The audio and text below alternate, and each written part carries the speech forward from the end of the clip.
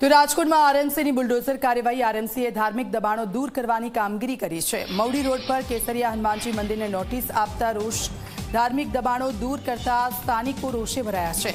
તંત્રનું bulldozer આવતા સ્થાનિકોએ રામધૂન બોલાવીને વિરોધ કર્યો છે। તંત્રએ આખરે મંદિર તોડીને નાનું કરવા સહમતિ દર્શાવી।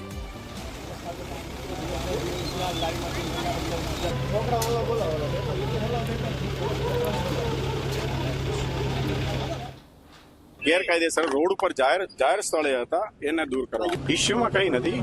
એ અમારે નામદાર કોર્ટમાં જે પીઆર દાખલ છે એ મુજબનું એ લિસ્ટમાં સામેલ છે। જે રોડ જાહેર રોડ ઉપરનું ટીપી રોડ ઉપરનું ગેરકાયદેસર કહેવાય। એટલે એના બાબતે તમામ લીગલી પ્રોસિજર પૂર્ણ કરીને હાલ અમે દૂર કરવાની કાર્યવાહી ચાલુમાં છે। 1 વાગે પાડવાનો સમય આપતો હતો, અત્યારે 4 વાગે રાતના 4 વાગે છે એને ડિમોલેશન કરવા આવ્યા હતા। અમે સાહેબ પાસે એટલી રિક્વેસ્ટ કરી હતી કે અમને 48 કલાકનો ટાઈમ આપો। 48 કલાક પછી અમે મંદિરની સાઈડ નાની કરી નાખીએ।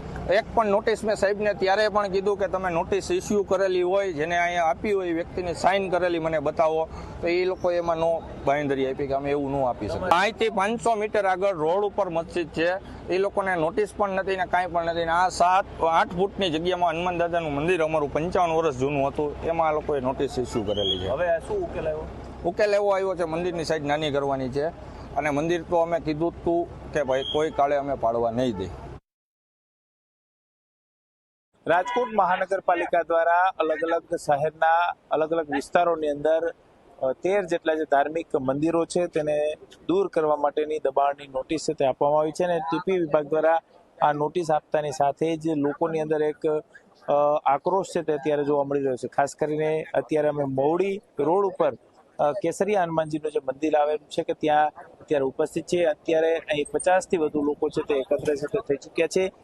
મોડી રાત્રે જે રીતના રાજકોટ મહાનગરપાલિકા દ્વારા અલગ અલગ શહેરના વિસ્તારોની અંદર ડિમોલેશનની કામગીરી જે શરૂ કરવામાં આવી છે ને તેની અસર હવે ધીમે ધીમે લોકો ઉપર જોવા મળી રહી છે। ખાસ કરીને સ્થાનિક લોકો છે તે સ્પષ્ટ રીતે કહી રહ્યા છે કે ધાર્મિક જે લાગણીઓ છે તે મંદિરો સાથે જોડાયેલી હોય છે, ને જ્યારે રાજકોટ મહાનગરપાલિકા છે કે તેમના દ્વારા આ નોટિસ આપવામાં આવી છે ને તેને કારણે ક્યાંક લોકોની ધાર્મિક લાગણી છે તે દુભાતી અત્યારે જોવા મળી રહી છે। સ્થાનિક લોકોનું સ્પષ્ટ કહેવું છે કે જે રોડની સાઈડમાં જે મંદિરો આવેલા છે તે શા માટે તોડવાનો પ્રયાસ છે તે રાજકોટ મહાનગરપાલિકા દ્વારા કરવામાં આવી રહ્યો છે, અને એટલું જ નહીં સાથે સાથે બુલડોઝરના કાફલા સાથે આ મંદિરો તોડવા માટે થઈ અને રાજકોટ મહાનગરપાલિકાની ટીમો છે તે આવી રહી છે, ને તેને કારણે લોકોની અંદર એક રોષ છે તે ચોક્કસથી જોવા મળી રહ્યો છે। રાજકોટ શહેરના અલગ અલગ વિસ્તારોની અંદર 13 જેટલા જે ધાર્મિક દબાણો છે, ધાર્મિક મંદિરો આવેલા છે તેના ઉપર દાદાનું બુલડોઝર છે તે ત્યારે ફરતું જોવા મળી રહ્યું છે।